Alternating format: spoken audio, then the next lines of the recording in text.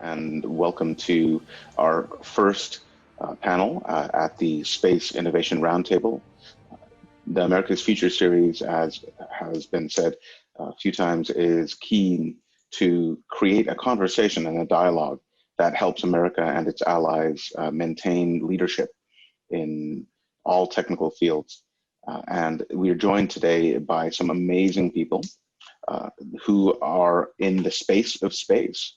And what we're going to be discussing in particular is that we're going to be looking at the commercial and civilian applications of space, also as they play with and interact with the defense needs and applications. First up, I'd like to briefly introduce, and then we're going to get to the panel quickly because you don't want to hear from me, you want to hear from our amazing panelists, is Shelli Brunswick of the Space Foundation. She is working in innovation and education and also operations for the Space Foundation. She joined in 2015 after working with the Air Force, both in the Pentagon and at Capitol Hill, and has an amazing set of ideas and understanding of what is needed to move the space industry and this nation forward. We also have Mr. Jason Kim of Business Development with Space C2 at Raytheon, Intelligence and Space. And he will be providing a really interesting perspective from one of our key defense contractors that does far more in space than perhaps most people in the commercial and in general world realize. We also have Mr. Tim Shephard from also business development and strategy and operations from Lockheed Martin Space. Lockheed Martin, of course, is also very well known. I've worked a lot on Lockheed Martin hardware in my past at the Nevada test site and in Homeland Security. So it's very interesting. And rounding out the panel, last but certainly not least, we have Mr. Ken Peterman, President of Government Systems for Viasat, another company that perhaps people haven't heard too much about, but really should know about. That does a great deal in terms of the security in space. And so before much more ado, I'm going to turn it over to the panel. And I've got a few questions that we're going to lead with and then have a conversation. But really, once I ask the folks to lead a question, any of the other panelists, please jump in. So the first one, I think we'll go to Mr. Shephard. Would you please tell us a little bit about yourself and your organization's work in space, innovation, and defense, as well as how you see that ecosystem evolving? Sure, let's do a mic check. Can you guys hear me okay? Yep, we can hear you great. Outstanding, thank you. So yes, my name is Tim Shephard, and I'm the Vice President for Business Development, Strategy, and Operations.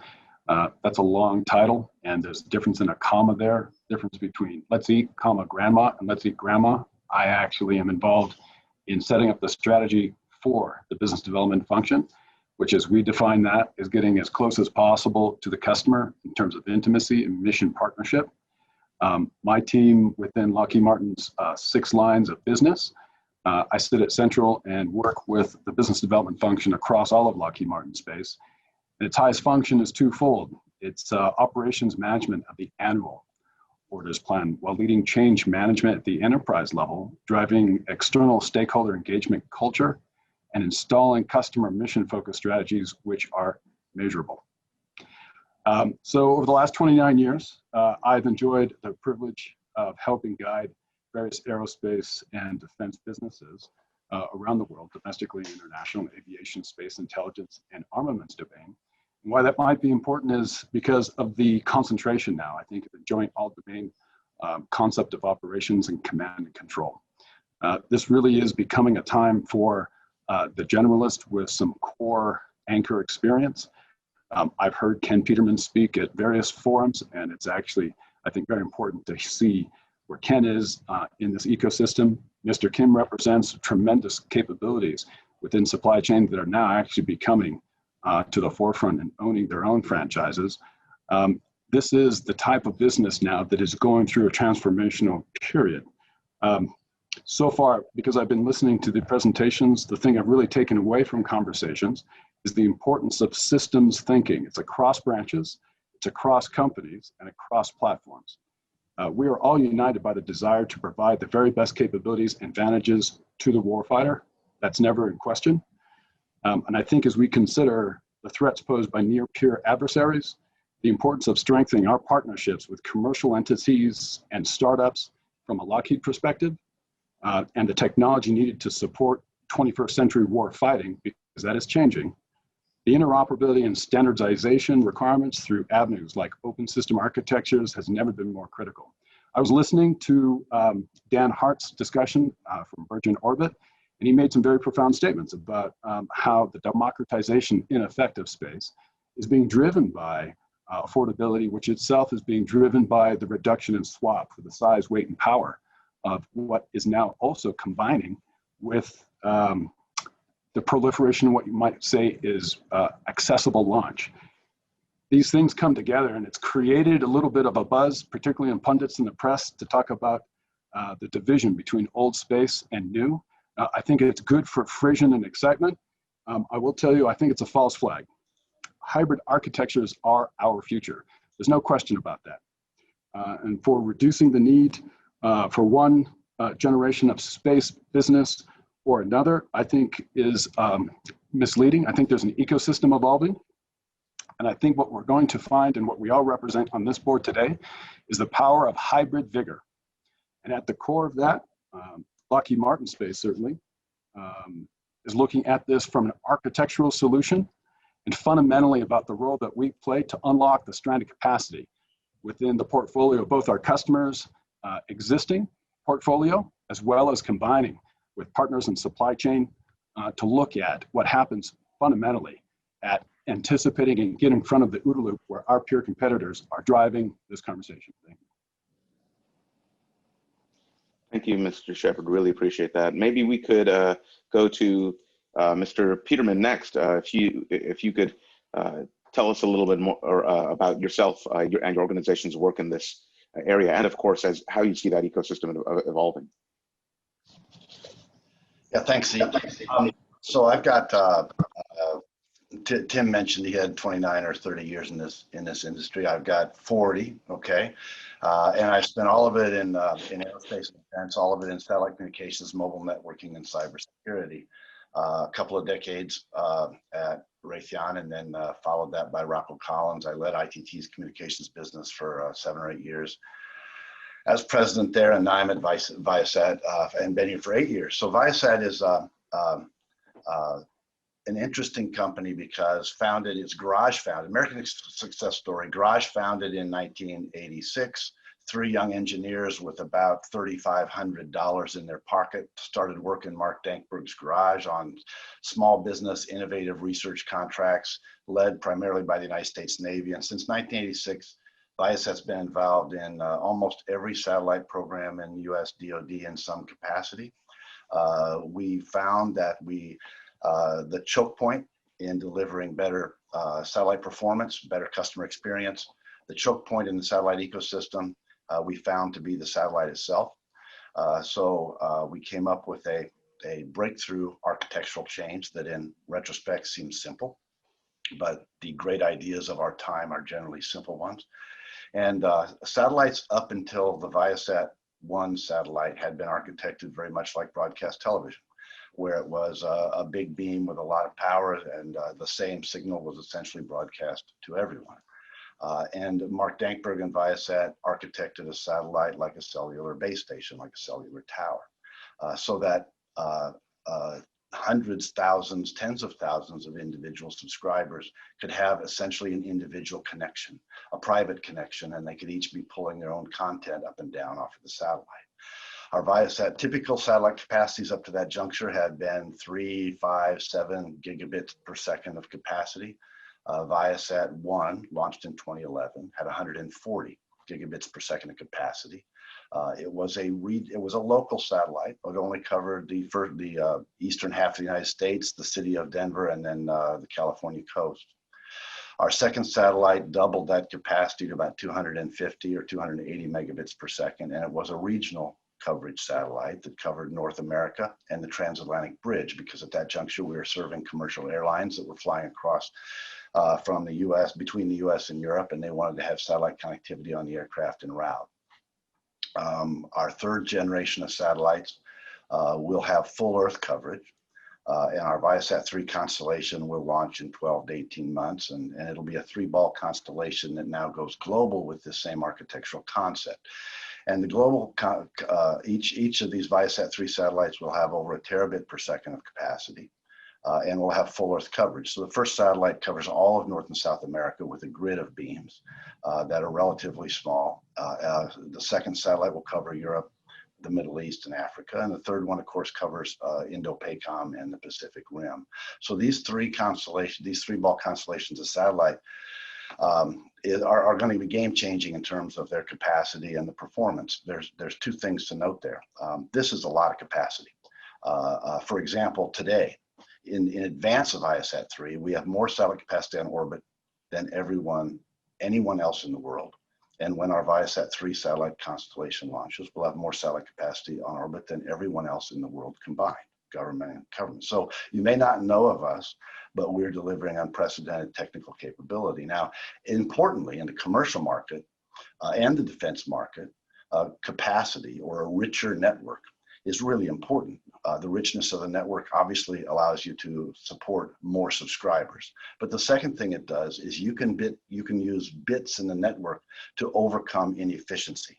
So just like in your mobile phone network, in the beginning, it was a satchel phone with a large battery and those kinds of things. It transmitted at a high power level, so the battery didn't last very long.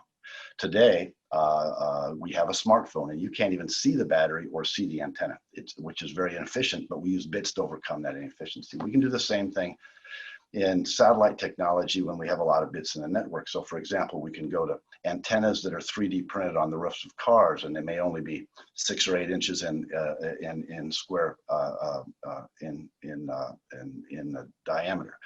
We can operate at lower power levels, and it brings the government LPI, LPD waveforms and things like that. So these satellites are changing the game, and I think Viasat in many ways is at the cutting edge of that technology leadership.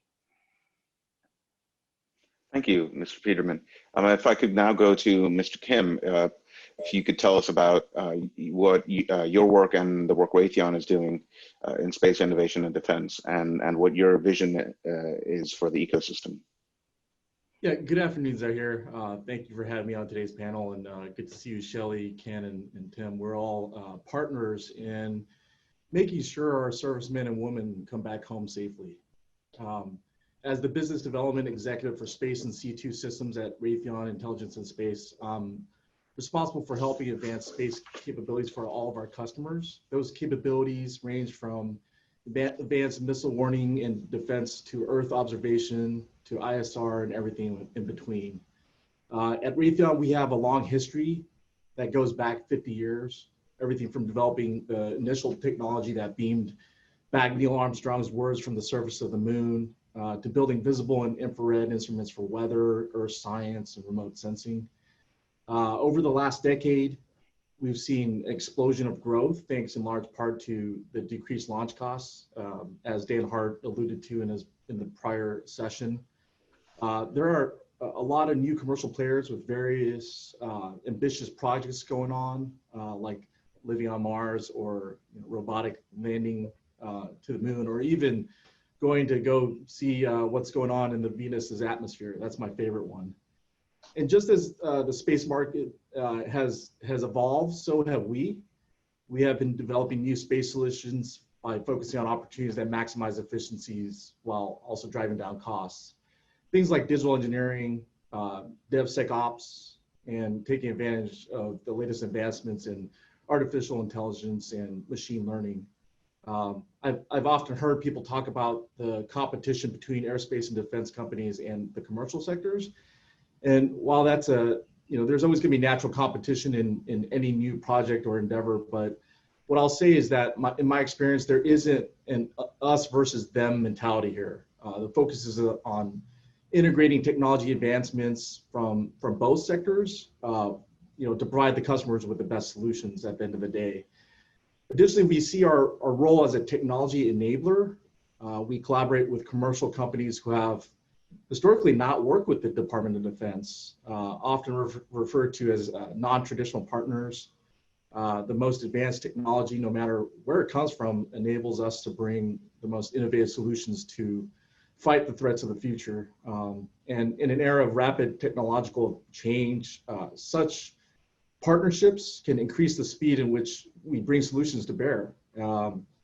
So I'll say that we should be mindful, though, with the DoD requirement. There's requirement challenges that come with partnering with non-traditionals. Aerospace and defense companies are well versed in navigating and complying with all the rigorous security and compliance processes, while many of these commercial partners are simply not used to that operational cadence. So it can be a challenge for government customers within industry to work with non-traditionals. Another challenge I'll call to attention is that with all the satellite data coming available now, Ken mentioned it, terabytes of data. Tim knows about this, Shelli knows about this. There's tons of data out there just that is going to be moving around from space to air to ground to sea to cyber. With all that coming in the near future, we need a way to rapidly process it. Everything boils down to data quality and how quickly you can access it. That requires ground systems that can manage and process all of it. Programs like Forge will open up access to that kind of data. Programs like DARPA Blackjack will be able to network that data on orbit. And so at the end of the day, we're very excited about this burgeoning satellite market. And I look forward to the rest of the conversation. Now, you asked me about what perspective can I provide in terms of the ecosystem. What we've seen is with this launch market reducing the barrier to entry to space drastically in the last 10 years with the SpaceX's, the Rocket Labs, the Fireflies, the Vectors. There's other companies out there, Astra. And even in the last few years, the pathological advanced threats like the hypersonic glide vehicles that we're seeing, there's a lot of new developments. Production and launch has shifted from several years to just a couple. And so we're seeing this across the board with a lot of DoD programs where the DoD and industry is moving really fast. Today, and moving into the foreseeable future, the focus will be more on speed, in which we deliver these launch-ready systems. The way we're approaching development and manufacturing for space programs will continue to evolve and will improve with techniques like digital engineering, ensuring everything works before we start building or bending metal. You can see this evolution in programs like our Worldview Legion program. It's a commercial ISR program where we've invested early on a lot of these advanced manufacturing techniques. And I'll talk a little bit more about that later in the conversation. So thank you. Thank you, Mr. Kim. So we've heard now from three leaders in key companies in the space of space. We're going to turn it over now to Ms. Shelli Brunswick, who's part of the Space Foundation, an organization similar to my own. USRA is a consortium of universities, and we're a nonprofit that does projects and manages programs for NASA and other fundamental research organizations such as the Air Force Research Lab. So Shelli, if I could ask you to tell us a little bit about this Space Foundation and its role bringing together this ecosystem between bandwidth, critical capabilities, both ground and on sky, and then also in terms of course, looking on the defense perspective, how we help our warfighter at some level, how we keep human warfighters out of theater even, and use systems to conquer challenges. Wonderful. Well, first of all, can everyone hear me? Yes, ma'am. Yes. Wonderful. Well, thank you, Zaheer. It's a pleasure to be with you, and I'm honored to be joining you and representing the Space Foundation along with my fellow panelists. So thank you so much. What I'd like to share with you is a lot of times when people think about the Space Foundation, the first thing that pops in people's minds is our annual Space Symposium. And I know there's some disappointment that we postponed it from this year to next August, but we do look forward to hosting you again all here in Colorado Springs. In the interim, you've all heard of our announcement of our Space Symposium 365, which is a year-long event that we're launching the last week of October. And we're lining up that week with an award to Gene Kranz. We have General Raymond scheduled, Secretary of the Air Force, Administrator Bridenstine. So we have a world award-winning event taking place the end of October, and then each month we'll continue to keep that momentum moving forward for Space Symposium that will then happen in August.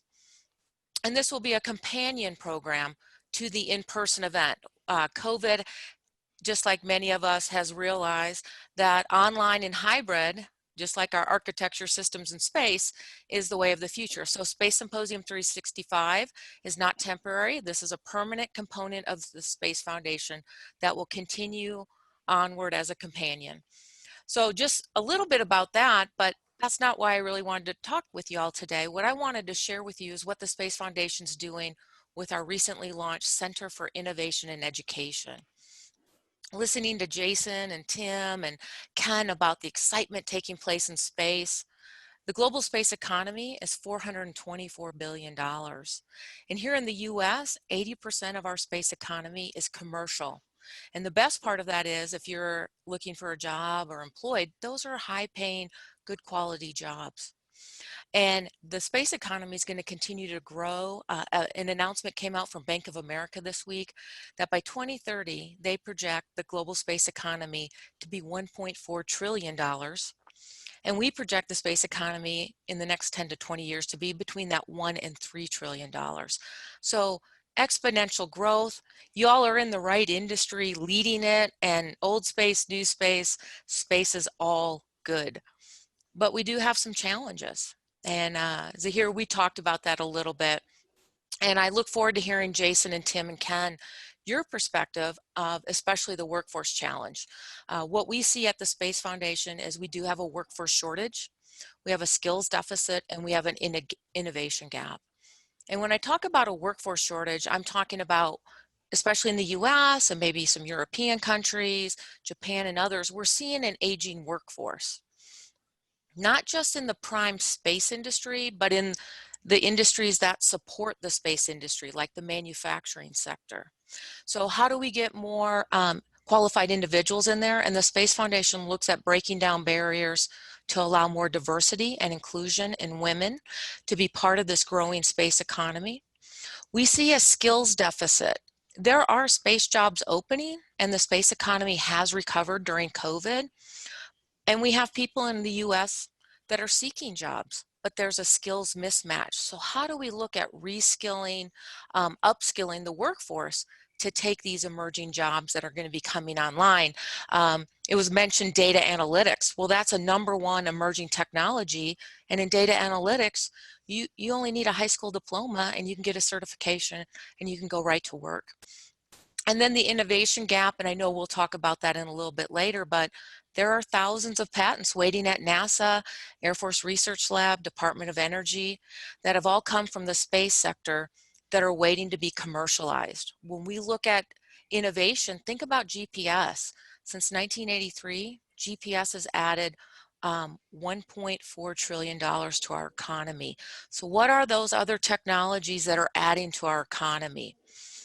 So Z, as you said, you know, we're collaborators, not competitors in what we do, because what the Space Foundation does is we do 3 things.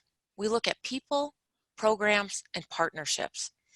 Obviously, it's the people who attend our programs throughout the workforce pipeline. Many of you know us because you're space professionals coming to Symposium. But we also have the teachers, students, and parents. We have an entrepreneurship program, and all of these have a variety of partners. And those partners might be industry as a sponsor. They might be universities who collaborate with us on entrepreneurship programs and innovation programs. And then again, it's about creating those world-class programs. Our goal is we have world-class programs, many of them. We partner with USRA or Embry-Riddle or Raytheon or Lockheed Martin or Viasat. You're our partners in bringing these programs to those communities that most need them. And so we're grateful for all that everyone does, because we're a community, the space community, and together we can partner to work through some of these challenges of our workforce shortage, our skills deficit, and our innovation gap. So thank you. Thank you for your comment, Shelli. That really, it seems we're echoing what Sir Richard and Dan Hart said earlier about the requirement for systems thinking. And one thing that was interesting that they teased, but we might think about this, is that space being effectively an infinite frontier, it's an area where we don't have to compete for what's out there, but more we have to collaborate to go get what's out there. And to create and to take advantage of everything that is offered by being there, whether it's resources, capabilities, or things we haven't really imagined yet, which might be the most exciting things of all. Now, what's as happens with a group such as yourselves, and an amazing group is, Ken, Jason, Tim, and Shelli, what you've done is you've started jumping into some of the questions we had already down the line, and that's great. So what I'm going to do is I'm going to jump around a little bit, and hopefully that works out for us. So as we think about space and where we go, it seems that we're breaking it up into kind of three things. The big thing that has happened 10 years ago, roughly now, it's amazing to think it was 10 years ago already, was that the cost of launch went down by a factor of 10, right? From 20,000 a kilogram roughly to 2,000, changed the game completely. Oh my God! Now a bunch of high schoolers can take their McDonald's money and get a CubeSat up. It's remarkable. So what that means is that we're less concerned about how we get there at some level, but are also becoming very concerned about what we do when we're there. So, and there's seem to be three things: what we do when we're there for down here, what we do when we're up in space for the orbital kind of space, and then what we do in the cislunar and possibly beyond areas. And maybe I can toss it at Ken to start us off. Is to think about those three things and how you see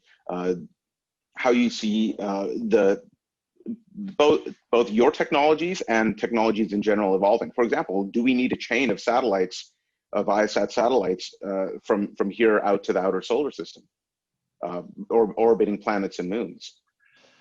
Well, okay, so that's an interesting question. Thank you, Z. Well, let me start with this. I see this as a collaborative hybrid network that is cross-domain in its nature. And so, for example, and I'll go back to, and so I see LEO and GEO. There's a lot of talk today about GEO versus LEO, or LEO versus MEO, or whatever it might be. And I think that is not the right place to center the argument. The right place to center the argument is, what's the mission that needs to be done? What's the customer experience that we're trying to achieve? And then how do we blend these connectivity choices together to optimize that customer experience? We have a terrific story on that. I mean, in 2016, in a single 2.5-hour airplane flight, we demonstrated the ability to roam between several third-party as well as our own satellites. Some were at KU band, some were at KA band, some were at GEO, some were at MEO, some were satellites, some were commercial satellites. So in a 2.5-hour flight, we put people in an airplane and created a customer experience of streaming TV and those kinds of things, whiteboarding, email, and all that. And we roamed between all these different regimes in order. And that was a breakthrough at the time because that kind of cross-domain, cross-orbital regime, cross-frequency band roaming was not really being done. We're moving beyond that now to where we have software-defined intelligent routers that actually parse the traffic from the various apps on the platform. And the traffics that require low latency go over line of sight or LEO, where the latency offers them a better experience. And if it's streaming video or something like that, we route that over GEO, because it has better bandwidth economics and supports that application better. So what we're seeing now is intelligent routing that looks at the data coming from the various devices on the network, and routes it intelligently over the network that best supports that user experience and the individual attributes, connectivity requirements of that application. And I think we're going to see that continue. And I think that as the user experience is optimal in some applications and moderate or suboptimal in others, we'll see the community, the technology-driven community, fill those gaps to continue to heighten the trajectory and extend the global infrastructure to support the evolving use case. And then we'll use big data analytics and those kind of things, as we're doing now, to be predictive in how that use case is evolving, so that the technology from a connectivity perspective can be there at the right time to intersect with this continually improving use case. Thank you, Ken. Would any of our other panelists like to jump in? Jason or Tim or Shelli, please. Sure, Zaheer, I'll to add to what Ken said. I think what you asked was, what are we doing on the ground? What are we doing in low Earth orbit to geo, and then finally cislunar? So on the ground, what we can do is modernize all the ground systems. There's a lot of programs out there that are trying to consolidate ground systems, have frameworks and applications so that you can bring in third-party applications and bring a lot of innovation from those non-traditionals from the commercial sector that we mentioned. There's programs like Forge that are a good example of that. So on the ground, there's a lot of modernization that we can do and bring in the latest in AI and ML for data analytics. For LEO, MEO, and GEO, I think a layered approach, whether it's missile warning or missile defense or ISR or precision navigation and timing, even communications, a layered approach makes a lot of sense in terms of giving you coverage and accuracy and reliability and resiliency. So that's another thing. And then finally, for cislunar, I'll point to the National Space Council's National Space Strategy of 2018, where they said, hey, they emphasized to have more of a cooperative interplay of national security, space, as well as commercial sector and the civil sector. Because guess what? We all can use cislunar. The commercial sector is interested in it because there's low cost access to cislunar space and Mars. They also are looking at pretty bold, audacious goals like space manufacturing and mining. NASA's looking at it because there's the whole Artemis program and trying to get back to a base on the moon and Mars. That's right. And finally, national security. We're very interested in it because we've got to protect all those capabilities. So cislunar is becoming a very emerging area of interest for all of us in space. Would anybody else like to jump in, or shall we proceed? Tim or Shelli? Happy to. Let me go ahead and just address an elephant in the room, right? This is also about how the U.S. Air Force and other customers, unique users in the IC, and how they're encouraging all of us, particularly of the established space community, to pursue partnerships with small business and startups. And I think part of what you're actually asking is, how do we see traditional space's role in supporting the growth of agile startups in the ecosystem and supporting that so that it actually supports, again, what I talked about as hybrid vigor. And so when we think about how we interact with our customers, we think about the active listening, right? The art of actually listening before speaking. And that comes down to understanding that our customers are asking for the need for modern, smart, connected, and strong deterrence and surety in their networks. That means the communications and the partnerships between what might be a traditional AEHF as well as Viasat, and what happens with competitions that are now underway, PTS and others with Jason's organization and overseen by people like Shelli and commented on. The bottom line is, I think you need to put your money where your mouth is. And since 2007, Lockheed Martin, of course, has put in over $100 million in startup companies. And our goal is to leverage the investment and the innovation taking place across many sectors to advance defensive systems, to reduce cost, to increase speed, and to also explore patently the alternative revenue streams as we see the convergence of things like 5G as they start to enter into battle space definitions. And so I'll just riff on that for a moment, unless you give me the hook. And I'll say that, 5G is a fascinating moment of a convergence between what is a commercial domain and what could be considered, right, multi-domain. 5G gives you something that 4G does not. 4G, an LTE signal, is a modulation-demodulation radio call. And 5G does something different. 5G, because of the density of the information in the signal, makes it weak, because that density means the coherence of that signal getting through rain, buildings, trees. That's a challenge to be overcome. But what's happening here, different than a phone call on a radio frequency, is that 5G is actually creating a simulation, a virtualization of that message. You're almost sending a small CPU through the air, right? And that context means that if you're a commercial operator, you're able to perform something called price discrimination. Right now, on a Zoom call like this, we could be speaking, and if my child was working on World of Warcraft when they should be doing American history, I wouldn't know it, but the bandwidth would degrade, right? Because there's no way to price discriminate. Right. We're just both fighting for access to that bandwidth. What 5G gives you is the ability to actually slice the signal, because each user is a virtualized user. That means price discrimination, just like Starbucks. A coffee's $1, black coffee, and then if you get the cream mocha latte with sprinkles, the marginal cost is 50 cents, but you pay $5. And that is the power of price discrimination. And so the commercial operators are looking at that as a powerful tool to unlock stranded capacity and value in their current setup and system. Now think about that as a combatant commander. What does that give you?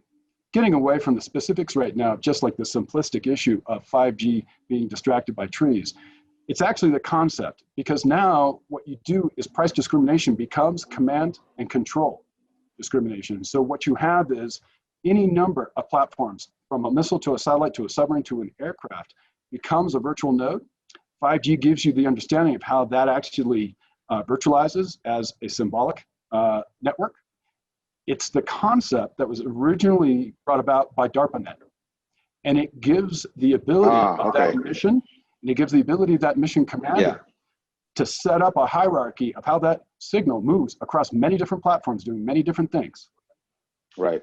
So when you start thinking through what is the importance of commercial versus traditional aerospace, the convergence, I'm saying that those things are coming upon us very quickly. It's very important.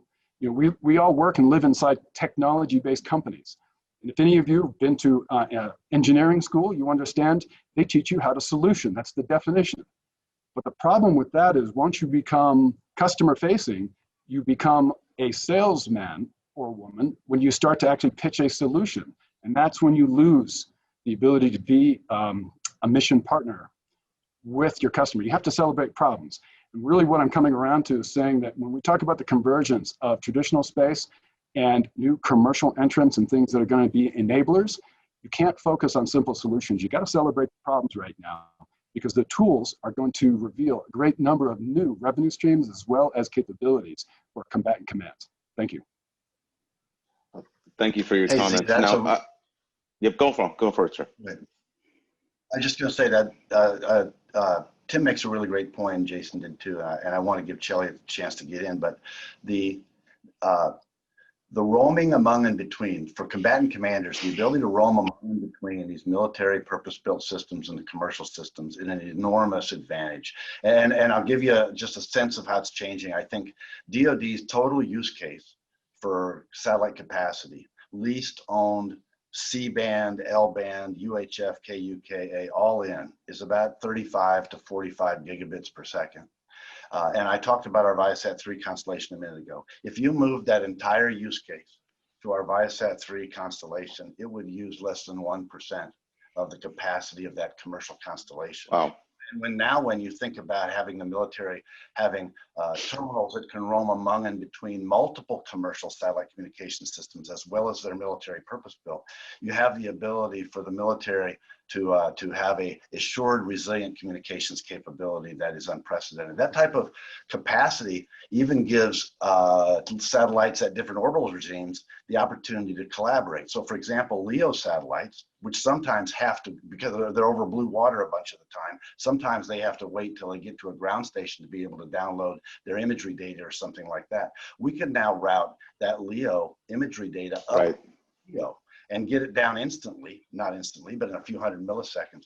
And they don't have to wait until they're over ground so they can get it down. So this capacity that's available coming from the private sector technology innovation in some of these areas is going to be put to use by our combatant commanders in new and innovative ways. It unleashes the congestion and the constrained capacity limitations of the past. It also makes it extremely more affordable, because if you're only using a fraction of a network like Viasat-3, you're only paying a fraction of the network cost. Right. Sorry, Shelli. So I want to give Shelli an opportunity, and I also want to lead her into the next question as well, if that's all right. Is because I think this makes sense. Is we're talking about, and you put a pin on it, Ken, is that this is coming from the commercial side more than it's come from the defense side. And so there's an opportunity for defense to really take advantage of this. Of course, all that commercial activity was spurred by investments 40 years ago by government. So there's this virtuous cycle that's emerged through the American and European investments in space technology. And I would like to throw that at you, Shelli, just to maybe comment on that and comment on what the pipelines are that we will need to continue that and ensure that continues for the next, well, really for the next centuries. I mean, space is where we're going. So please. Well, thank you again. And I love listening to my fellow panelists. It's riveting what they're sharing. And so thank you. It's always an honor to be on these panels and just to listen. And I'm watching the chat. So for those of you on the chat, we're doing our best to answer your questions too. Lots of entrepreneurs. I see some folks in Europe. So thank you for joining us. When I look at innovation, I'm looking at it from, obviously I came out of the Air Force, so I understand the government side of it. And a lot of times we think about tech transfer. We talked about GPS. The Space Foundation celebrates our annual Space Technology Hall of Fame, where we recognize commercialized products that came from space technology. And this year we're recognizing 3 products that have helped us during COVID: telemedicine, teleconferencing, and telecommunications. This year of COVID would not have been possible without those 3 tech transfers. But also what I'm hearing everyone say is about the tech insertion. And how do we become more agile and respond more quickly? And when you look at NASA, when they publish their Artemis timeline, or when the Air Force is coming out saying this is what we want to do, they're really reaching out to industry to say, here's an opportunity where we may have a gap, that there's an opportunity for tech insertion into the government. So the road goes both ways, insertion as well as tech transfer. And for folks who are listening who may be thinking about being an entrepreneur, if you are looking at tech transfer, a lot of the government agencies like NASA and the Air Force have grants that allow you to start to look at how you would transfer that technology and bring it to the marketplace. And a lot of my fellow panelists, and being former Air Force as well, I entered the military side, but I want to bring to the side the commercial side. There are really 16 different space commercial sides. The launch vehicles and the on-orbit satellites, but really think about, as we talked about 5G, the Internet of Things, manufacturing, healthcare, public safety, transportation, telecommunications, finance, energy. Our entire commerce system is running on that critical infrastructure, which is space. So it's not just looking at it as government or industry. It is a critical infrastructure for both to survive. And the other part I like to highlight is, rockets and astronauts are awesome. And I know many of us wish we could all be rocket scientists, but some of us are going to be other things. And it's part of that democratization of space. One of the #1 areas we need people is data analytics. Another area we need you is manufacturing, the supply chain. So The great part with that is we have that workforce in America. We just have to help create the space awareness for that workforce that's maybe in inner city LA or tribal nations or other areas that haven't thought that the space economy is for them. And with a high school diploma, you can get into a certification program and get a certificate and go into the manufacturing sector right now and be a supplier to any one of the companies that's on this panel now. So that's a criticality. Data analysts, there are companies that are allowing citizens to take their programs online right now during COVID if you've been displaced. So you can come out of COVID with your certificate in data analytics and get a job. And those are rapidly growing areas. Sure, we absolutely need healthcare and energy storage solutions. But again, the democratization means that I need everyone from those with MBAs and high school diplomas all the way to PhDs. And that's what's really exciting about space now is there is a place for everyone to be part of the space economy. Thank you. So we've got about 15 minutes left for our panel. So if I can kind of switch to a bit of a lightning round, because we've got some questions that I'd received ahead of time and a few that are piled up in the Q&A section. And I'll just keep it open. Whoever would like to jump in, please jump in. And if we can just keep these as a little quicker answers, I think that might be helpful. One question was about critical infrastructure support and natural disasters. And so this is more of a civilian application. And I think this is a great question for you folks to chime in on. How do you see that your organization's support of that evolving and perhaps optimizing moving forward to support things like hurricane response, other natural disasters, possibly even the higher frequency of flooding and fires that we've seen in the US in the last 10 years, and of course, possible health issues, and how we might use space technologies to track them, even possibly the next pandemic. Whoever would like to jump in. I'll jump in and try to be really quick, because our satellite technology utilizes grids of beams, grids of small beams, but we can move capacity anywhere on our Viasat 3 constellation, anywhere in North and South America, for example. We can move it in machine time, and we can move enormous percentages of the overall terabit satellite capacity to anywhere in that footprint of machine time. So if there's a national disaster, or if there is a something like that, we can be there to support that really rapidly. And along those same lines, we're able to connect the unconnected. We're able to bring connectivity to remote villages in Latin America and South America, and let them be part of, let them have the benefit of education, let them have the benefit of online medicine, let them have the benefit of being part of the economy. And I think that's going to be fundamentally changing in terms of raising the level of and normalizing the level across all the geographies and all the different people demographics. Thank you. Would anybody else like to jump in on that one real quick? Sure. Please go ahead, Tim. Yeah, right. That's a surprise. So listen, there are several challenges that are facing either the first responder industry or the commander today.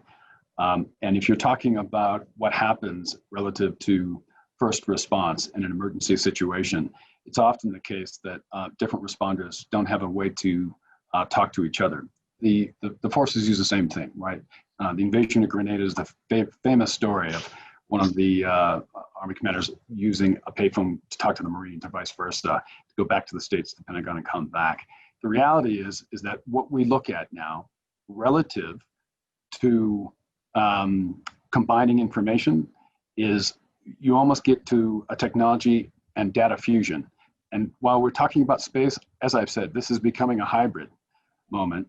And I think what you have is when you talk about a data-driven decision at scale in real time, you have to get to the point where you commit to intelligent brokering, right? So we get better at data faster, and you can get more informed decisions in less time. But what you're really talking about is a bid and auction system that goes back to some of the network effects that I was speaking to before. It involves the ground. It involves space assets to take a look at with AI, the anomaly if you're looking at bridges that are knocked out, so that it can actually perhaps compute in space and just pulse down the amount of information that is relevant to the question at hand, right? So at Lockheed, we are launching satellites like Pony Express and others, where we actually put up reprogrammable systems. And I just assume that this is something that Viasat and others are also pursuing, because ultimately what you're trying to do is reduce the strain on that bandwidth so that you can make decisions at the edge, compute at the edge, a lot of buzzwords. But then also it allows you to use the information for those first responders in a way that, frankly, if you're a hedge fund trader or if you're a first responder or a combatant commander, we're seeing a convergence of a lot of these technologies coming together, and space certainly enables the informed response. But I do have to say, pull the lens back, and what you see is actually a convergence of capabilities across the scale. Is there here? Thank you. I'll add to that. Go for it. Go for it. Yeah. At Raytheon, we're responsible for delivering the VIRS satellite payload, which is a NASA-NOAA collaboration. And a lot of the weather data that you see that helps with forecasting as well as disaster prediction and monitoring comes from the VIRS payload. And we talked about the bandwidth and the data that's coming down. We also develop and operate the common ground system for the JPSS constellation. And so that's where we are modernizing the ground and taking advantage of all the data processing to take that weather information and get it to the disaster relief folks a lot sooner. And there's a U.S. Space Force program called EOIR weather system that we're also a part of. And I think General Thompson is on next, so he could talk more about it. But that's a very important program as well to give even more revisit time of that critical weather data. So we're all partners in this together to help with disaster relief. Awesome. Thank you. Did you want to add any comments, Shelli, or shall I move to the next question, which might be of more interest to you? Let's move to the next question. Obviously, I have an opinion on everything, but my colleagues have done such a fantastic job, so thank you. Right. Well, you're most gracious. So this one might be. I would love to hear your thoughts, and then we open up to others as well. Is what do you see as the way for the little guys to get involved? You know, not everybody can take their PayPal fortune and make a big bet like Mr. Elon Musk did on reusable rockets. And certainly the bigs, as it were, the known large aerospace and defense contractors have significant funds that they can invest in different R&D. What do you see as the way for the new kid on the block, with possibly with a great idea, somebody who could be the next Hewlett or Packard or Hughes or Burt Rutan to jump in? Do you want me to jump in? Yeah, please, Shelli. Okay. I look forward to hearing my colleagues' answer, but what the Space Foundation has done is we did launch, in partnership with the Minority Business Development Agency, a program called Space Commerce Entrepreneurship Program. And then we partnered with multiple universities around the country so that we could allow access to our program, both virtually and in person, to break down the barriers to allow more minorities and women and veterans to come into the space community. So they may have already been business owners, but they didn't know that there was an opportunity to market a product into the space economy. Some individuals did not have an idea, and they came through our program. We had one student at USC attended our program, came out of our program, started his own company, and I now watch him on LinkedIn taking off with an entrepreneurial idea. We also had some other providers come in that were businesses, and they came through our program, realigned their strategy, and now have multi-million-dollar contracts. Another part of what we did with our program was, in addition to the online and university partnerships, is we did award scholarships to to Space Symposium. And we had a facilitator work with them on who they should meet with while they were at Symposium. And we had a number of companies come out of that with both government as well as industry contracts. So it was a successful program. We're currently in discussions with several large contractors that are interested in more diversity in their supply chain.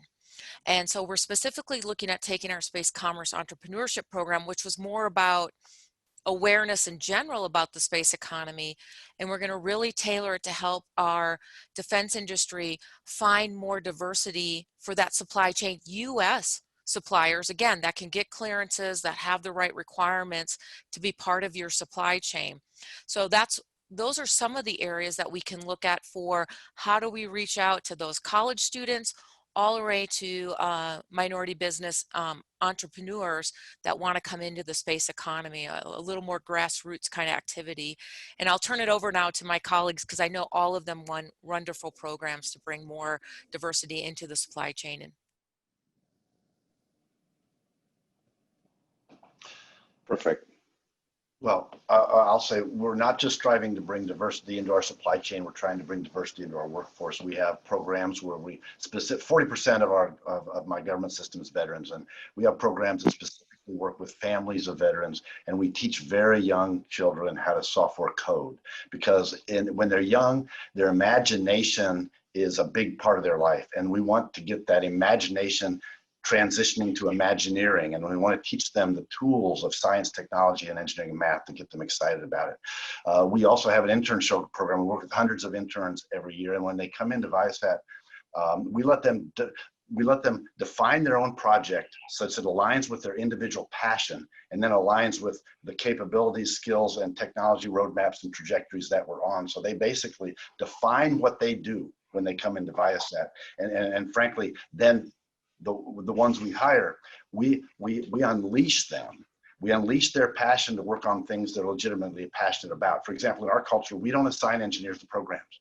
The engineers work on the things that they're individually passionate about. And because we have so many veterans, we're of course very proactive in the defense business. But this kind of thing is how we improve diversity, but also unleash people's passion to get them to really enable them to contribute in innovative ways. Thank you. We've just got 1 more minute left, so if Tim and Jason, if you want to make very brief comments, we'd love to hear from you as well. Certainly. So, in Davos this year, there was a big play on shifting from shareholder economics to stakeholder economics. And if you think systems dynamic, supply chain, particularly for like Lockheed, significant value comes to the supply chain. Very significant stakeholder happens to be what you're talking about, the ecosystem of suppliers. And frankly, our customers are watching how we interact. Are we good custodians of those relationships? Are we championing the emergence of a very energetic enterprise that's coming up from underneath? Now, Shelli and I are both on the front range here in Colorado, and we're seeing a lot of companies move from Silicon Valley to here. The various elements of Space Command are actually long storied here, and what's taking place is an ecosystem. So Lockheed, for instance, is teaming up with the University of Colorado systems, and we're working with different campuses from CU Boulder, Denver, and CU Colorado Springs. We have a strong association with the Colorado School of Mines, and it's the case that our folks in Palo Alto are also working closely with Stanford. And what happens is that you champion that ecosystem from the very beginning. You pull them towards you, and in the context of running your relationships with your supply chain, I think you have to celebrate that. And what we're doing is matching some of our supply chain. We're trying to work with the University of Colorado, and then also set ourselves up and do pitch days. So we get young entrepreneurs in the technology sector to create an ecosystem that is excited and stimulated here and catalyze basically the next generation of people feeding into our supply chain and therefore customer value. All right, thank you so much, Tim. It looks like, folks, that we're out of time on our panel. We've got several questions that I've pulled down so that we can get to them in the Q&A later this afternoon at 5 Eastern. And we're hoping that our panelists can be here for that, or if you're able to send one of your team, we'd love that very much. Right now, I'm going to turn it back over to our HQ here at the studio. And up next is General Lee with a panel on military and security. Thank you, Ms. Shelli Brunswick, Mr. Ken Peterman, Mr. Jason Kim, and Mr. Tim Shephard for your time and your amazing discussion that you provided today. I know that the comments are just, they speak for themselves. Everybody is astounded by the discussion, and we look forward to more of it in the Q&A session. Thank you to all the brilliant Over to you.